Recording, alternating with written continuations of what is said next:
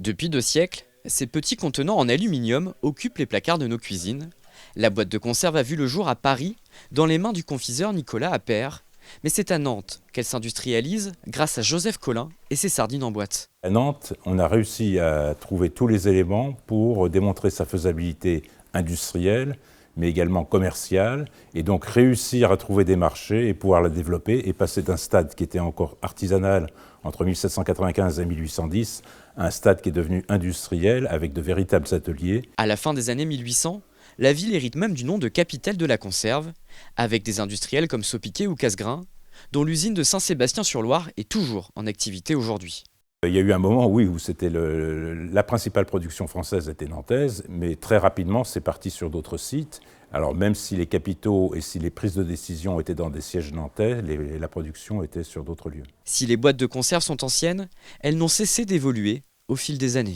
Les premières boîtes, pour les ouvrir, il fallait des ouvre-boîtes très compliqués. Il y en a qui y allaient au burin et au marteau. On voit les tout premiers témoignages. Et puis après, il y a eu ce système où vous avez sur le bord de la boîte une petite languette que l'on soulève. Et puis avec la clé appropriée, on vient prendre la languette et on déroule le couvercle. À Nantes, des vestiges de cette industrie subsistent encore, comme ici, à quelques pas de la place René-Bouillet.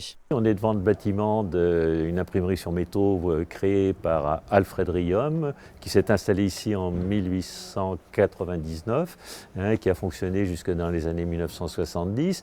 L'imprimerie sur métaux, c'est ce qui a permis d'identifier un petit peu les boîtes de conserve. L'architecture a été conservée dans son jus, ici avec cette grande verrière qui existait.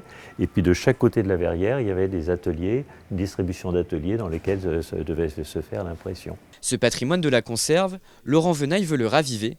À Indre, il prépare une exposition avec son association, notamment en présentant de vieilles machines.